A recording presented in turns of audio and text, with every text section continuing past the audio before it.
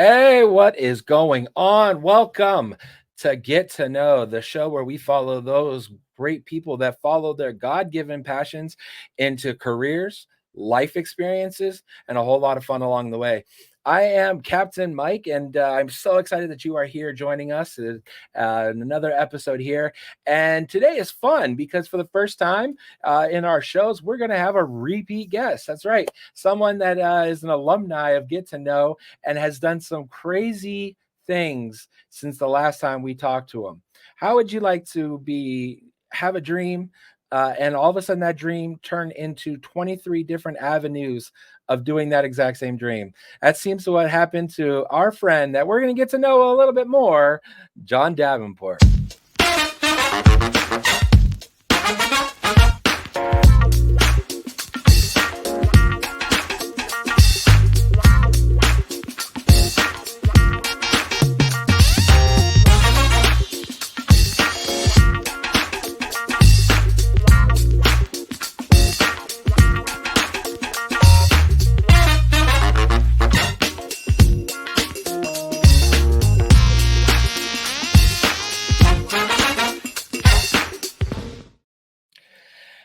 Hey, Jon, welcome back, sir. My man, first of all, thank you for having me aboard, Captain. Yes, Pleasure to be back. What a great package. That was killer, man. That was so good. That was so up to date. Hey, well, we got to show, our friends, and that's what we got on here for. And I got a question. We saw it in the package, and I have, we've now become friends and gotten to know each other a little bit more. So I know that you're a little bit, kind of like me, a little bit thrifty and the right thing. So how many times have you worn that jacket now? Like, are you just wearing it around the house, going to McDonald's, getting the number 2? Like, it's got to be there. Thank you. So I don't know if you're a dry cleaning guy. Unfortunately, I have never been ever in my life because I don't have any clothes. Got this jacket. I suddenly now have something that's dry clean worthy. There's a dry cleaner very close to me. So now I have like the freedom to wear this jacket to any Circle K I want. And it's pretty nice. Absolutely. You got to roll up into the Wawa and get a hoagie on that bad boy, So everybody will be asking who you are. Dry cleaning. We have in the Salvation Army on the Sundays or big events, our tunics, just like, regular military, it's our coats. And back a few appointments before, we'd have dry cleaners in the grocery store. So you could double up and it would be fine. Here, not so easy. So don't forget your ticket on that. But you look good. It brings out the color in your eyes. So well, welcome back. Like I said, you are an alumni of the show. We spoke, I think it's like a year and a half ago or so, when we first spoke.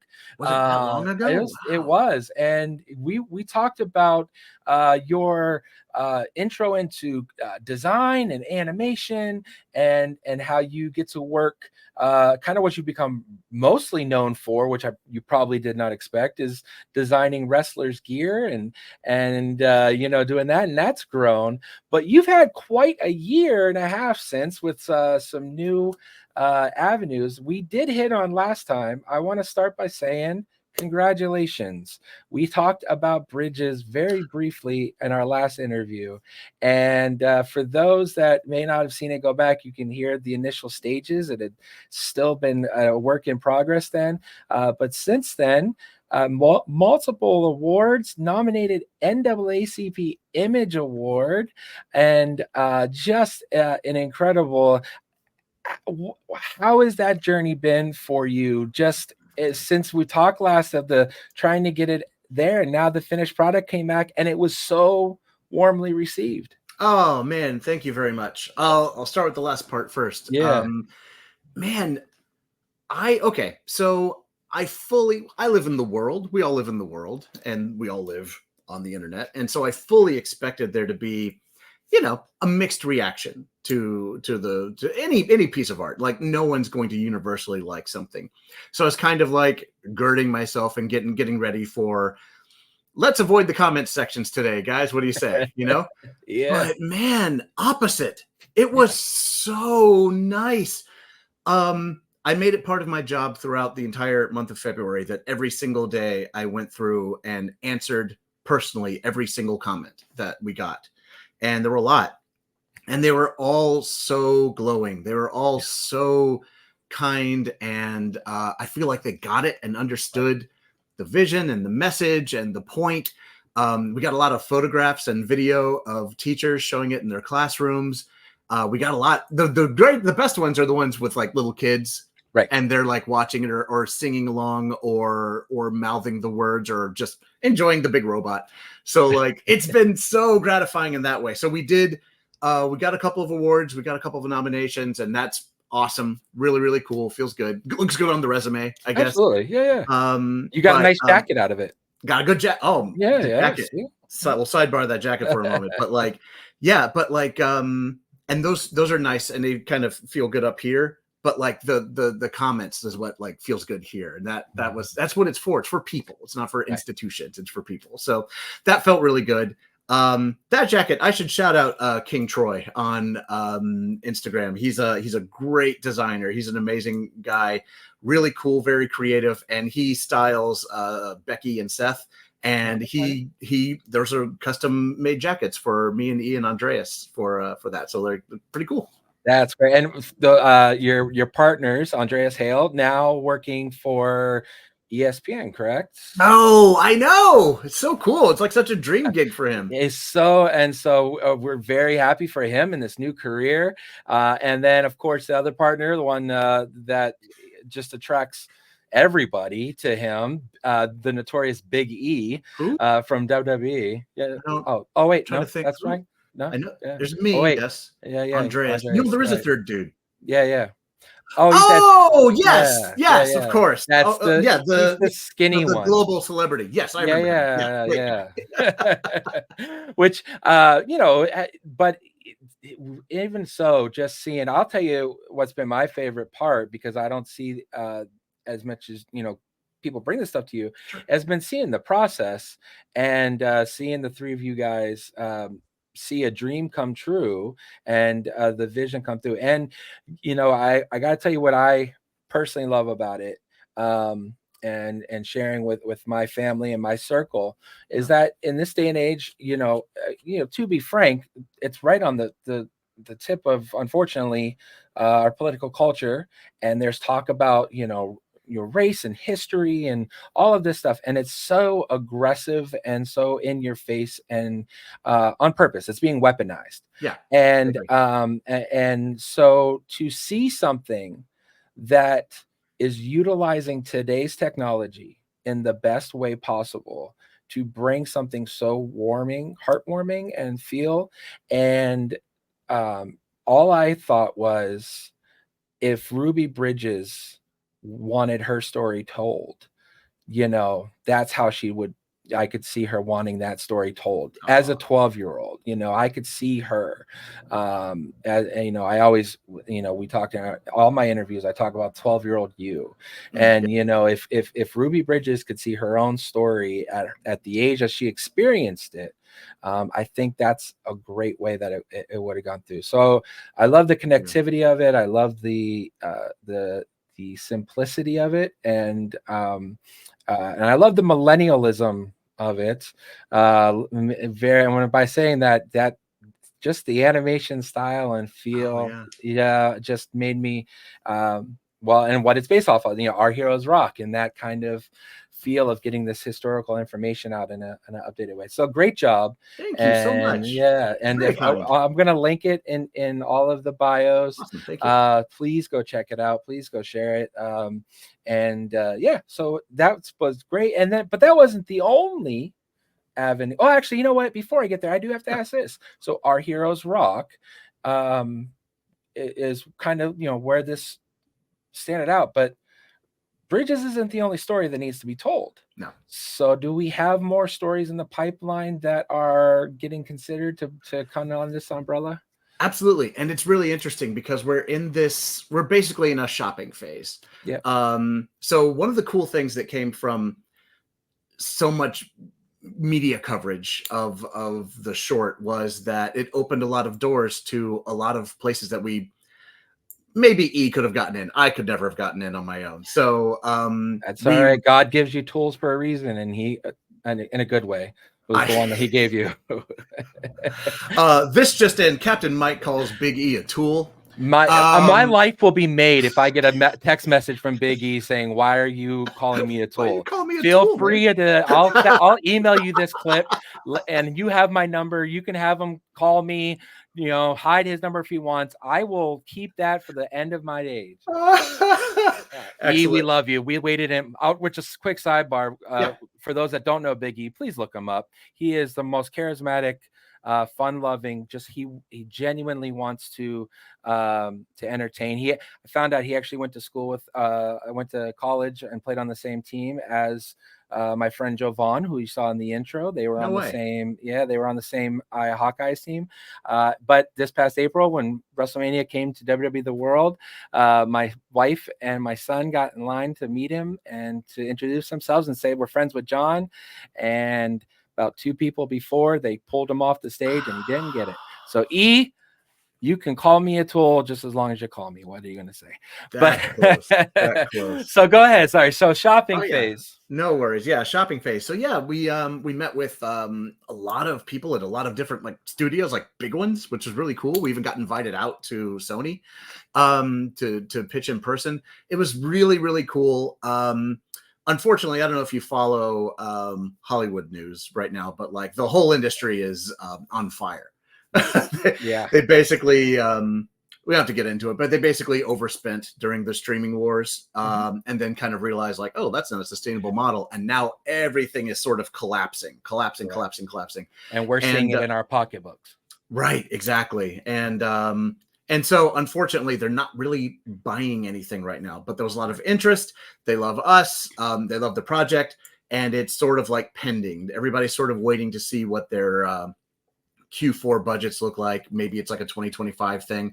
There's also a lot of executive turnover. So it's like kind of sitting. So we do have stories in the bank. Like we have like, if you think of Bridges as a kind of pilot, it's like sort of a proof of concept. There's like basically a season of a series laid out episode by episode. And there's 2 seasons thought of, like kind of conceived, like very lightly, like where you might go from here, just because they ask you those things. So you have to be prepared with some answers. So there's that, but we're also looking into some other avenues. There's a possible podcast in the works, which would be kind of cool. Great. Like audio stories, you know, that'd be really fun. And there's also an album in the works too. So I've heard some tracks to sing. They're so good. Oh, good. They're so good. So yeah, it's like there's all kinds of stuff that I can't wait to share with you guys, and it's one of those things where it's like it feels like nothing exists currently, but there is so much happening sort of behind the scenes. So we're just kind of waiting to see like what gives first. So yeah, but you'll be the first to know. Yeah, I love it, and I love that you said, you know, even podcasts and everything. I got this thought. I wasn't even going to say it, but since you said that. You know, in this series, me personally loving to see this go beyond just the known heroes. You know, we have our our Rosa Parks, our Martin Luther King, you know, all of this. But you know, as a white kid, I actually grew up in a predominantly Black neighborhood, and I always say I'm a project kid that the Salvation Army, God used the Salvation Army to save. But I'll share this quickly with you. Sure. King of sidebars. One of my heroes, growing up, was my neighbor, Mr. Cooley. It feels weird to use his first name because you did not use first names. You're not supposed to do that. That was wrong. Yeah, exactly. But his name was John Cooley, and he lived. We had row apartments for our projects. They weren't high rises; they were across. And we used to go over. My dad would go over with him all the time. He had a Rottweiler named Prince that would only not bark at me and my sister, and I think it's because of the respect we showed to Mr. Cooley. But we'd go over there, watch legal Mike Tyson fights, using a certain box that you weren't supposed to have. Yes, of course. Remember the box. Yeah, but he was a baseball player, Oh, and he cool. played in the Negro Leagues. Yeah. And he played most famous player to come out of our area was a gentleman named Sam Jethro, Okay. who played for the Negro Leagues, and then when integration happened, went into MLB, and he owned a bar in our town. He was an all-star. He was good, but prior to Jackie Robinson, there was actually quite a few players, African American players, that were invited for workouts. And I used to go over to his house as I was 6, 7, 8, and I was into card collecting, and he had a collection on the side. I'll tell you later, a sidebar of what happened to that. It was heartbreaking how I lost millions on it. Yeah. But I would just go over and flip through his card collection, and he would tell me stories, and he barnstormed with all of the guys when they would go on both the Negro Leagues and the major leagues, all barnstormed in that time. Mm-hmm. And he would tell me these stories of Babe Ruth and of all these guys. But he got invited for a tryout, and I want to say it was the Boston Braves. Which Boston in that time, as unfortunately I'm a Red Sox fan, and we were the last team to integrate. It's one of the black eyes on our history. But he sat down with his family, and somehow or another, when these players would get these invitations, before it was even made known, people found out, and his family had threats on their life, and if you go to Boston, you're not coming home, and things of that nature. And he made the decision to not go, and he made the decision to not go for his family. And you can't hardly find any information on him. He was good. It wasn't like he was bad. I saw the awards, I saw the stats. But he put his family first, and he ended his life in living in the projects in Erie, Pennsylvania. He didn't end his end of his life came living in the projects. Sorry, I didn't mean it like that. I got dark.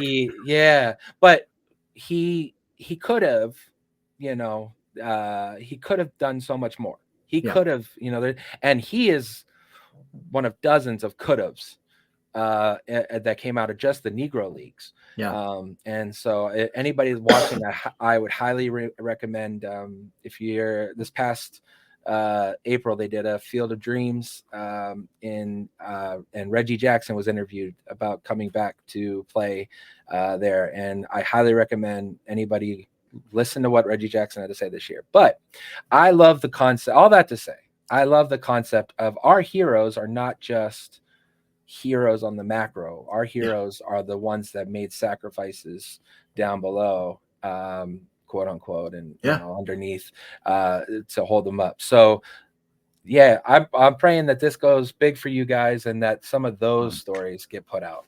Thank you very much. We're hoping so too.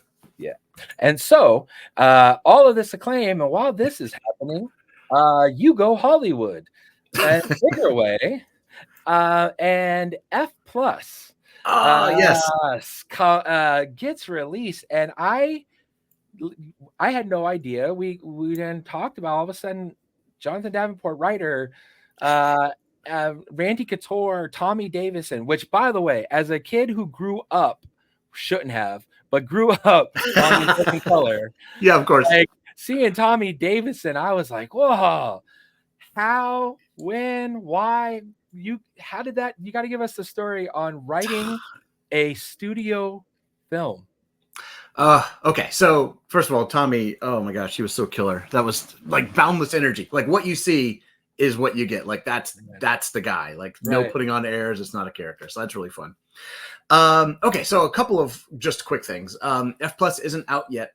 It is being advertised. But it hasn't been released. So, but I'll let you know as soon as it does. I was gonna say, I got excited about all just the press and everything. Sure. Yeah. And believe me, when I saw the poster, I was like, oh my gosh, it's real. It's not just a little thing we're doing. But yeah, man, I'm so happy, because like, it's what I wanted to do originally when I was younger. My very first thing that I wanted to do was be a comic book artist. Right. And then when I learned the kind of power of like storytelling and writing, like the written word and like the people who do the plotting, and then I figured out like I didn't even know screenwriting was like a thing. like Yeah. like it just movies just magically Right. appeared, Right. you know. Right. They take a book off the shelf and make a movie. Right. So Yeah. I decided that I wanted to learn how to do that, and this was at a time when like I don't even know if it's necessary to go to film school anymore because there's Right. so, you know, they've made the technology so user friendly, and you know you can get a great picture off your phone. You can learn screenwriting courses online. But I went to film school. It's where I met one of my best friends, Kenny Beaumont, who is actually the director of F Plus, and we have been trying to get a movie off the ground for like 30 years. So what you're saying is you're an overnight success. Correct. Yes. Okay. He and I have made like a bunch of little shorts together, some web series, stuff like that. Just like, you know, just a couple guys like enjoying things and making each other laugh, basically. But we can never get like a movie done. Now, right out of film school, we made 2 feature films that I don't recommend you ever look up. They're both action movies. Do you remember Kickboxer, Jean-Claude Van Damme? Oh yes, yeah. Do you remember the bad guy from Kickboxer? Yeah. Tong Po. Yes. He's the bad guy in our movies. Like he executive produced them.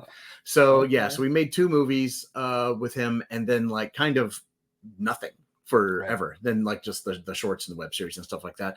So eventually this opportunity came to pitch to this studio that was looking for family fare. And that's kind of like been our bread and butter for a long time. Just like, you know, I like family friendly stuff. That's just, you know, I enjoy watching all kinds of things, but the things that I'm probably best at producing are more family friendly. My whole video game career was like writing, you know, Little Mermaid stuff and Monsters Inc. and Willy Wonka, Barbie, stuff like that. Proud Family, right? You hit Proud Family, also Proud Family, yeah. We've been on the hunt. Proud Family, Cheetah Girls, all of it. Yeah. So the opportunity came to pitch, and Kenny was already going to be attached to direct, which was nice because you know, he put me up for the pitch. He couldn't get me the job, but he got me the opportunity to pitch myself, so that was nice. Right. I had 2 or 3 ideas that I liked a lot, but one of them was one that I'd kind of been sitting on for a long time, which was like a middle school heist, because I love heist movies so much. And the idea of like middle schoolers, like at a gifted school, like real smartos, getting together and like pooling their talents together to pull off a heist made me laugh. And it seems like so much fun. So that was one of the pitches. It was called F Plus, and they liked it. Weren't quite convinced, and they asked me to like kind of prove it out. So I wrote a synopsis, I wrote some gags, I did some character stuff, and submitted it. And then they considered. And then eventually I got the call that like, they're like, yeah, they love it. They want to do it. So I got it. So I got the gig. Yeah. I had been thinking about the movie for so long that I kind of knew some of the beats that I wanted to do anyway. And I had a bunch of things written down. So this sounds like a brag, but it's not. So like I wrote the script in 2 weeks, which sounds amazing. But that was like literally just the typing of it. Right. The thinking of it and the working it out took like months and months. So, but you know, you wouldn't know it by watching it because it seems like a very simple plot, but you know, it's hard to make things simple and it's simple to make things hard.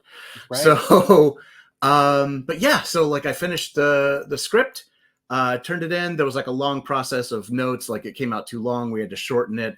They asked for some characters to be added for like demographics purposes. And then later they asked for those characters to be removed again. So it was like all the things that you normally go through. But by the end, like I'm really, really happy with where it ended up. And I'm super lucky that Kenny, the director, Jason Murphy, who's the producer, and a guy named Eli, who's the executive producer, they all really liked and honored the script. Nice. So most of the script ends up being the movie, which is really cool. And I was able to bring Big E in, so he has a cameo as well. Which is great because, you know, if there's honest, I know we've ragged a little bit on him, but if there's someone that knows how to get right in front of the camera, it's him.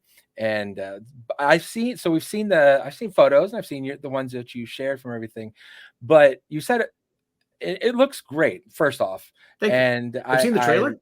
I have, yeah. Oh, okay, cool. And I was just yeah, curious. and no, and I yeah, I'm the same way. I love, which is very funny because to me, like bank heist movies, like you said, are great. It's funny that the actual bank heist movie, I forget what it was called, but Ben Affleck just was awful. To Oh me, I yeah, forget. Yeah, it was bad. Money Heist or Money I can't, Heist. Yeah, it has heist in the name, and it Tower sucks. Heist. I can't remember, but Yeah, yeah, I know what you're talking about. exactly. But that's a premise that, like you said, hasn't really been done. Middle schoolers going on a heist, and they say there's no new things under the sun, but really you're coming up with something that really you have not seen much of. So do you write ideas all like throughout your day of this kind of stuff? Do you have a backlog? How do you turn how do you collect all of these into something you can write in 2 weeks? Oh, well, I appreciate you saying that. Yeah, constantly. It's a curse. Yeah. Oh shoot. I don't know if you ever read Sandman, the Neil Gaiman series. Yeah. But there was one character. It may have. I don't. I didn't see the entire Netflix show, so like I don't know if he made. I don't think it's in that story, but whatever. There was like a guy who basically ended up getting cursed. Like he was keeping a muse as like a slave so that he could be a writer. Like, and he was using her powers to like write and become the greatest writer, whatever. Anyway, she escaped and cursed him to where his ideas just kept coming. They wouldn't stop, like way too fast for him to ever process. And he basically goes mad. And it feels like that sometimes. And I know I'm not alone. I know there's like tons of people out there. I'm probably speaking to one where it's just idea after idea after idea. And, then it becomes a process of vetting it. Like, is this garbage or not? Which is tough. It's good to have like a little inner circle of people to go like, hey, what about training day in middle school? And they're like, that's trash. I'm like, I thought so. Thank you. And then the other thing is, like you said, like organizing. I work with kids, which, by the way, I work with kids. I've seen some middle school Denzels. All right. So, and then organizing it. So like, I've gone through it all. Like I have like a Dropbox folder full of things. I've got like, I forget, some app full of things. And then I've got like the notes app on my phone that's full of stuff. And I need to consolidate them somehow, somewhere. But yeah, it's like you said, there's just tons and tons and tons. And it's a matter of finding the right application for the idea, and then the right execution for it too. So like, let's say the training day for middle school, right? I can say that freely because everyone I know and trust has said it sucks. So I'm not using it. So that's for you guys. Feel free to take it. Free idea. But like, like thinking about that idea and you start picturing it. My technique that I always do is like, if you're thinking about like a movie or like a finite story, is think about the end right away. Like, if you think about the end and think about like the ending, that third act is the biggest, most robust version of that story.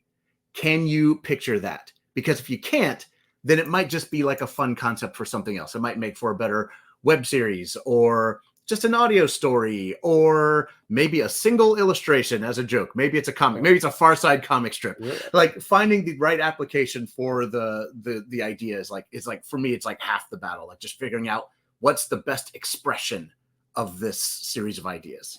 Once you've got that, then it kind of becomes a matter of looking at story engines and genre and like what kind of things. This is like not any fun for some people, but for me, it's great.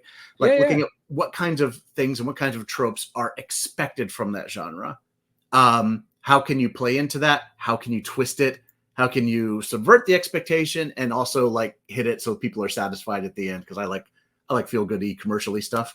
So yeah, it's a bit of a process, but like, man, it's really, really fun for me. I really like doing it.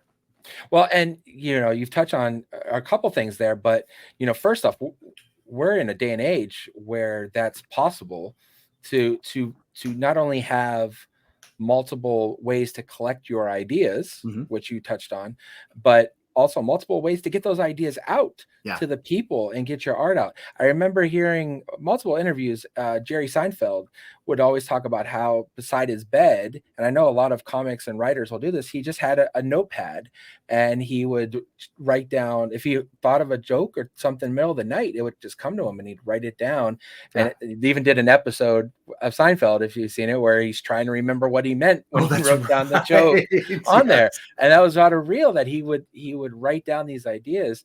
But finding the avenue, we live in a day and age where you can do this, what we're doing now, podcasts, talking to other people, comics, online, everything. How, as a person who I will, we're in the same boat. I'm not going to call you the O word, but as we get wiser, we've seen this trend. Yes. Seasoned. Yeah, seasoned. Exactly. I'm seasoned and well-rounded. See what I did there? So as we've seen this transition come in there, like, how have you found, that, I'm trying to figure out how to word this right, how to use that, the changing in technology and everything else to your advantage in being creative? How have you been able to stay, a step ahead, or even to just figure out how to use what's out there to help get these visions from here to the screen, in your case? Gotcha. A lot of things are helpful, in terms of just, okay, so like, it depends on what kind of storytelling you're doing. If you're writing or drawing or illustrating like a comic or something, there's not like a super need for collaboration if like you're like a one-person show or whatever. But if you are working in a collaborative field like film or like comics can be, or whatever it is, just this, just being able to speak real time, see a face, see expressions, act things out. You be this person, I be this person. Let's improv a scene and just see if we can make any jokes, see how it feels. Being able to pitch something to someone and watch their face and just watch for the nods, watch for the shakes, watch for the poker face, whatever. Yeah. Like, that's so helpful. Like, I wouldn't even be able to do any of this stuff if it weren't for like even just this teleconferencing technology. So that's helpful. Right. In the case of F Plus has, weirdly, for such a simple premise, it has like a lot of special effects in it. Yeah. And like they're in the trailer. I can talk about it. So Randy Couture's character, Grimes, has these drones called tattlers that he uses to patrol the hallways. And that's fun to write, but someone's got to execute that on a very limited budget. But luckily, because of like computer technology, you're able to actually do those things, at least on a smaller scale. There's a lot. When you see the movie, you're going to kind of be like, what? There was no need for all that. It could have been simpler. But yeah, so like there's those things, of course. And then I guess on sort of a more macro level, this, like we complicate things, and it's like you said, there's no new ideas, there's no whatever. And that is true. Everything's a remix right now. But at the same time, there's no need. Okay, so there's like stories, right? And then there's like a postmodern version of that. And then there's the meta version that like comments on the postmodern and the regular or whatever. And that's great. But if you continue progressing in that direction, it just gets winked and nudged into oblivion until nothing means anything, Right. And one of the things that I noticed, and I bet you did too, when when your kids were smaller and you're trying to introduce them to, like, they want to watch shows, and you're like, weirdly, like our parents were like, stop watching TV, go read a book. And like, I was like, get off the iPad, watch TV. Right. Like, and more specifically, watch what I like. Take in some things. I actually didn't do that. I fought every fiber in my being to not try to make her like what I like. I wanted you are her to like such what a much she better liked. dad than me. I tried. So I tried it, man. And it was cool because there were periods where she would dip into something that I liked. I'm like, oh, you want to watch Spider-Man? Okay, that's cool. If that's what you want, but then there were Minnie Mouse phases too, where it's like, all right, we're watching Mickey Mouse Clubhouse or Minnie Mouse's Boutique. So like there was all that. There were phases that were nice. But anyway, but yeah, there were times where I just wanted her to see just some storytelling, but they were catering the style of storytelling to someone who's seen 20, 30 years worth of stories. And here's the twist on that. Mm-hmm. And it's not correct in my mind to be introduced to the twist first. Right. Like it makes for a cynical kid, there's not room for magic. Right. So like that kind of irritated me. So like whenever I saw something that was like more straightforward, pure storytelling, basically developmentally appropriate stories. And I'm not talking about like weird topics or something. I mean, just like, here's a story about something here's an experience someone goes through, not the commentary on the experience. That comes later. When you get in middle school and high school and then like you're becoming savvy, sure, now it's time for Shrek. You can't start with Shrek. You have to start with a princess story so you understand why Shrek is clever. Right. So knowing that every time you tell a story, especially like in a kid space or family space, is an opportunity to tell someone a story for the first time. Like the first time they hear this type of story. Right. And so you can get caught up in the complications and the twists and everything's been done or whatever. And it's true. Everything's been done, but not everybody has seen everything. Right. It's always someone's first chance to see something. So like, I like to cater to that person, sprinkle in some stuff for the people who've been around and get it. There's a lot of, I can't wait for CF Plus. Promise me we'll talk again after CF Plus. Oh, absolutely. Yeah. Because there's like all kinds of little Back to the Future nods and Jurassic Park nods or whatever, but not so much that like a kid would go, I don't understand. Why is this shot? And it's like, we'll just set up a family to family watch along. Our family and your family. That'd be so together. Fun. That'd be so great. So yeah. So, but yeah, to long story longer, that's kind of how I approach it. Like there's a lot of advances in technology and a lot of advances in storytelling, but like in the end, it can be simple. You don't have to like have it be overcomplicated. It can just be fun and entertaining. Right. And yeah, and I'm glad you said that because I was that dad. So of like, no, this is, and my wife, and I think it's because my wife and I both grew up very poor, and just like everyone in our generation, we're the generation that wants everything that we couldn't have when we were kids. So now we're going back and getting it because nostalgia is that comfort. Right. And so, you and I, our daughters are the exact same age. And so I know you've probably noticed it, that the entertainment that they're getting, we don't get. Right.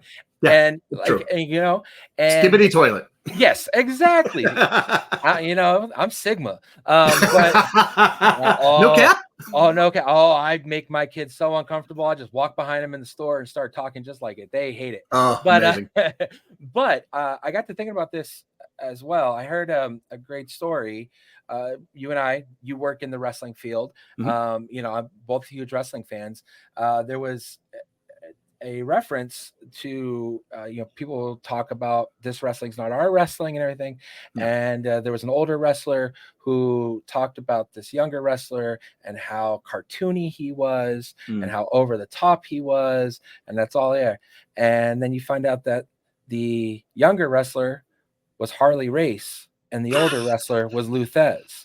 Now, for those in the wrestling field, Harley Race is like the epitome of old school wrestling, but every generation has their thing. And I've said this to people, while you have your MGKs and Pete Davidsons of this day, we had our Madonnas and Michael Jacksons. And then before that, you had your Hendrixes and your Joplins. And then you had your Elvises, and then you had your Sinatra. And every generation that was before that would say, turn off that garbage. It's true. And it's true. And so I actually got to thinking about some of the stuff that's at my kid, probably both the same, a lot of podcasts, a lot of YouTube, a lot of Real Quick. And I'm saying this as my attachment to what John's saying here, Yes. everybody, is encouragement, is that you do what's there in your way and tell your art, your story. My kids love to sing all these weird, just random nonsense kind of songs and stuff that they'll listen to. And I just was like, I don't get it. And I had the thought the other day that that's a form of art that is no different than maybe some of the stuff that we had as kids, your Sherry Lewis and Brahms. And now it's become a nonsense thing that's a nonsense song art for this generation older. And while we didn't get it as we were older, this generation likes it as we're older. Okay, so what are you going to do to make something that it is your own creative nonsense that catches on? It's true. And it's so cool. I'm glad that you're able to recognize it, because a lot of my friends are I'll call them set in their ways. Yeah. And they just, I'm not saying you have to like the music and the stylings or whatever that the kids are into, but I think you have to allow for it. Right. They have to have their own thing. Yeah. And here's a hot take that no one wants to hear or admit. Some of the stuff, most of the stuff that we grew up on does not hold up. No.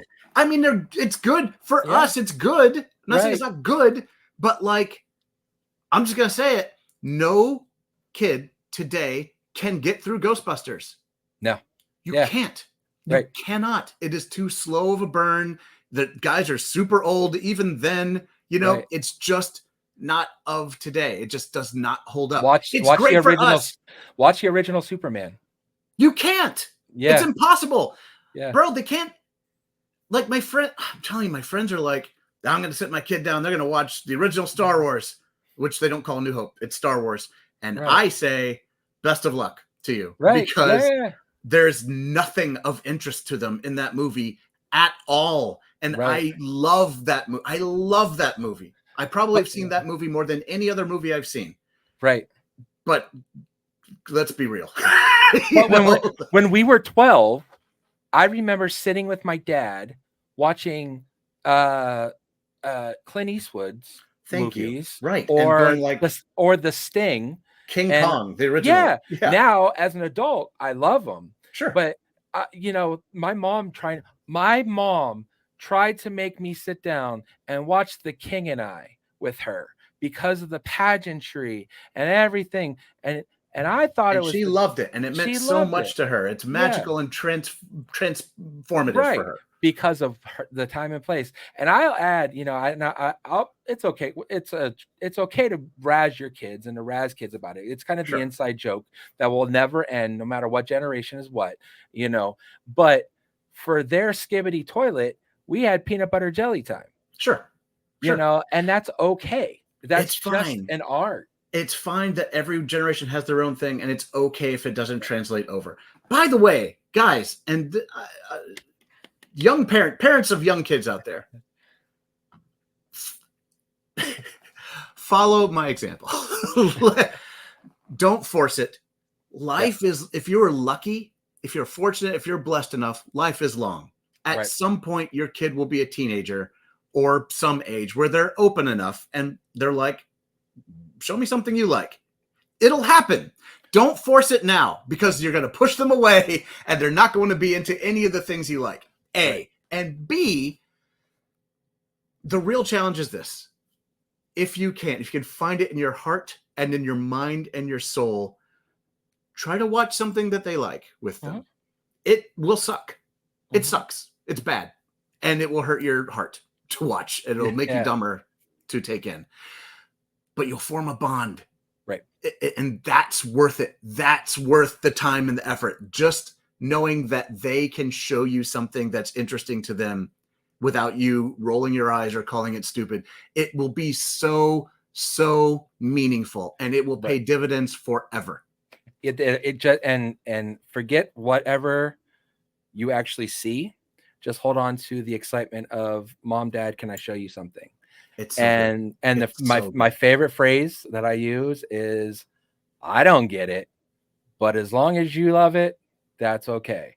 Sure. And I would even flip that then to kids watching, and I'm so thankful, John, that you're here. We get to have this back and forth and encouragement. Yeah, man. Is that I would say I'm 41, and it only has been in the last 10 years less that I've been able to follow my creativity, and I'm finding out how and this isn't trying to be boastful or anything. I'm a very creative person. Yeah. In my space, in my brain like that. But I regret not using it when I was 18, 16, 17, 18, 19, 20. So what is good right now and what works right now, try it. See if you can give something that adds to our world in your way that you love. If you love Pokemon, if you love collecting Pokemon, playing Pokemon, even though that's our old stuff too, but it's still relevant. Sure. Or Disney Lorcana. If you're into Disney Lorcana, Gary Vee was a big influencer. He loved that stuff so much he made his own. Yeah. When he was 50. Yeah. So we understand it. But what if you made Lorcana that only 14-year-olds would understand? Right. Like how much more would you be able to give to the world of entertainment and love and hope and stuff, because you've done something you're passionate about. If you love wrestling, what if you were to, start fantasy booking on YouTube and just tell about your ideas and what this would be, or whatever it is, art, if it, whatever's, you can be in your space where you are and use your creativity and give something to the world now. It doesn't have to be when you're 40 like us. I totally agree, man. I completely agree. And if I can hop on my soapbox for just a moment, do it. That's why I paid you all the money to come on. That's why. Yeah. Oh, great. Okay, cool. Well, that's good. I felt a little guilty just accepting it before, but now that I know it's transactional. Yeah, 6 figures, Yeah, 6 action figures. You hear a lot of things. Young people, listen to me. You hear your parents say a lot of things about, like, get off the iPad, go touch grass, whatever, all these things. And you should listen to them, and that's true. But what I've noticed is that as we have progressed as a society, we've become more and more entertainment oriented, and it makes sense. There's a lot of options. A lot of it is designed to keep your attention by just moving things through faster and faster and faster. And it's cool and it's effective and that's fine. But all the time that you're consuming, you're not producing. You're not creating. You're not making anything. You're not using that part of you to write something, to make a poem, draw a picture, color something, build something, whatever it is, whatever your thing is. You may not even know what your thing is because you're so wrapped up in looking at other people's stuff, Right. But I promise you, you've got something inside you. I promise you do. I know you do. I don't know what it is. I don't know what it looks like. It might look exactly like something someone else has made, but it's your version. It might look like something we've never seen, right, which is even cooler. But you won't know what you're capable of until you give it a go. And I am telling you, I don't know if everybody believes this. This is my own personal belief.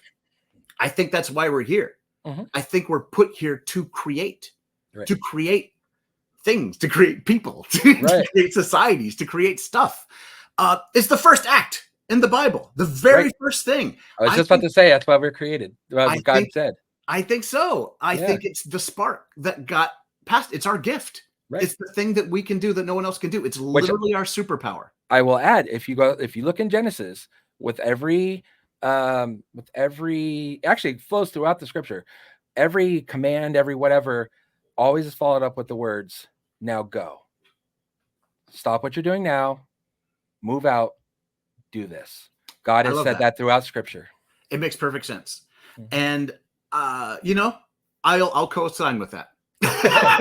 He appreciates that. It gets my seal of approval. Yeah. You know what? I've reviewed it and I've decided it was good. So he'll put that on his resume. Yes. A little pull quote. Davenport says it's all right. But but that's what I believe, man. And I think that You're going to make the world richer. You're going to make yourself richer. And if you're struggling making friends or finding your tribe or whatever, it might be that you're not putting up the right signal flare. You know, you have to let the world know who you are, so the people who will come to love you know you're there and know what you're about. You're going to form a family, and it's going to be incredible. And it's all going to be because you let what's inside out. And the sooner you start, the better. And it ends up leading you to making gear for big sweaty wrestlers. It ends up leading you to make the greatest Marvel action figures that no one ever bought. And animation and feature film, and so much more. John, I'm so excited that we've gone way over what we normally, but It was fun. Yeah, at least we haven't broke out Billy Madison quotes or something. Not yet. Yeah. But it's coming. So last time I had you, I asked the question I asked everybody, and you kind of touched on it right now about what would you tell 12-year-old you, and you touched on that, but I must flip it now. All right, for you, so you're back again. We've talked about the last year and a half, but actually, how about the last decade? You said you take a lot of we've talked off air, and you say you take a lot of stuff for granted. True. But the reality is, as you step back and you look, your resume of producing art is huge, and it's varied, which is even better. And so your fingers are in so much. Instead of what would you tell 12-year-old you, what do you think 12-year-old you would think of you now? That's a very good one. I think 12-year-old me would sort of be in awe. I think I would be my 12-year-old version's hero in a way, And I think what that kid could tell me that would benefit me now is like, I understand you're dealing with adult stuff. I don't know about it. I don't care what it is. Really? Doesn't affect me at all. But man, look at all the cool stuff you're doing. Right. You know what I would give to be able to do stuff like that? There's a lot in our lives that we've been given in terms of gifts and in terms of challenges. And it's just like anything. You read 1,000 comments, 999 comments are good, and the one bad comment is what you think about all day. And the same thing follows for challenges and gifts. You think about your challenges, you think about, how am I going to pay the bills? When is this person going to get well? How am I going to get this thing repaired? Whatever it is, whatever the challenges are that you have in your life, they can be all consuming. You see what you look for. So start looking for the good. Start being appreciative of what you have. You have so many gifts. You've been giving so many things. Maybe not apparent relative to other people. Maybe it doesn't compare to the Instagram highlight reel that everyone lies about, myself included. I don't talk about my personal issues on Instagram. No one cares. That's not what it's for. Right. But it way outweighs. It's way outbalanced, the things that you have going for you versus the things that are against you. So don't let those things get you down, because they will stop you from reaching your potential. They will stop you from becoming your full self. And worst of all, they'll stop you from helping other people and from touching people in the ways that only you can. Right. So be grateful. Absolutely. And I'm grateful for you. I would say I'm grateful for the friendship that's come out of this. Having someone on the same mind. You said it perfectly. Put out the flare, found out that we are very like-minded, like a lot of the same stuff, and get a lot of the same jokes, including being Asian Jim. And so I'm thankful for all of this, and thankful for you coming on. Make sure you get everybody check out Bridges. Here I am producing for you. Do you want to shout out anything for people to go check you out? Oh man, you've done a killer job. We've got Bridges that's available on our YouTube page, Our Heroes Rock, like YouTube / Our Heroes Rock, easy to find. F Plus is coming soon. I'll let you guys know as soon as it is here. But in the meantime, I've really made my headquarters on Instagram. That's where I interact with people. That's where I show off what I'm doing. So if you can find me at Davenport on Instagram, like say hi, say the captain sent you. I'd love to hear from you guys. It's very, very fun and interactive, and it's where we get to talk about dreams and hopes and art and stuff. It's very cool and fun. So there's that. And of course, stop looking at me, Swan. You stumped me all of a sudden. I got put on the... You specifically said we haven't busted into Billy Madison quotes yet. Oh, and I dropped the ball. You dropped the ball. Oh, my goodness. Well, fine. I'll make up for it. I'll tell you what. You, me, boys' night out. Boys' night out. I'm like thinking ahead of what I was going to say, and you totally snuck one in on me. Excellent. That's what we're here for. And got me back. Well, yeah, definitely. I have won this round of our battle of wits. Yes. To the death? No. To the pain. To the pain. Yeah. So, but I will co-sign that John's Instagram, very family friendly, as he talked about. I definitely co-sign that anybody could be on there. Go check him out. You see it there at Davenport. And you're going to see him around. You can see his work, his art every Monday, every Friday on WWE. And you can now see AEW on Wednesdays and yada. He's everywhere. So tune in, check him out. And thank you guys again for tuning in. And make sure you keep coming back to the channel. Check in on some more great interviews. We have highlights from over a year now of great get to know. So check all those out. And until we see you next time, see ya.